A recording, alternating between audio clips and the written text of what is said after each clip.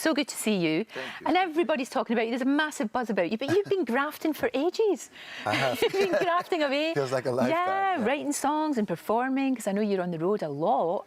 Yeah, we are on the road a lot, and that's somewhere. It's funny because when I started out, I didn't really think the road was going to be my home. I always preferred the studio and writing, and actually I've ended up being an artist that spent most of his time out on the road, which is great because through that we've built a fan base that we can trust, if that makes any sense. No, it does. I know that they're there for the right reasons. And we've always been of the mentality of better to work hard for a paycheck than wait to win the lottery, and this kind of touring has allowed us to really sort of inherit that philosophy. That makes perfect sense. It really does, and it is all about the music. I mean, your music is beautiful. You write it, you know, you perform it, but it's from the heart.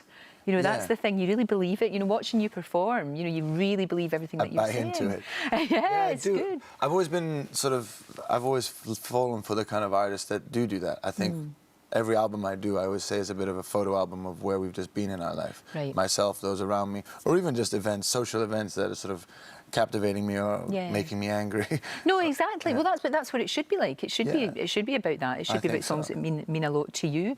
You've worked with some very interesting people, and you did a duet with Sienna Miller. She's very comfortable in her own skin, and I think that's something that gives her the gift of being very talented at most things she does, because the confidence takes over. True. And I saw her at a club in London, and it was late at night, and she just stood up and a cappella started singing Nancy Sinatra's These Boots. And I remember being wowed. Not only me, but the rest of the room was wild. And then later on, we actually became friends. And I wanted to write this duet. I really love the sort of duets of the 60s that weren't collaborations. Now there's a lot of collaborations, but you feel like the two people singing don't really even know each other. I wanted to write a song, the real guy and girl duet, about how the fine line between how much you can hate somebody and that hate you have for them is exactly why you love them. Right. And I was writing it at a time where Sienna was going through something, I was going through something, and it was just like, well, you'd be perfect to do this. And it kind of was a throwaway, you know, you want to do this. And next thing I know, she was in the studio saying, come on, doing it. Let's go for it. Let's go for it. But she's fantastic. I know your wife is an actress, and you've got lots of pals who are actors.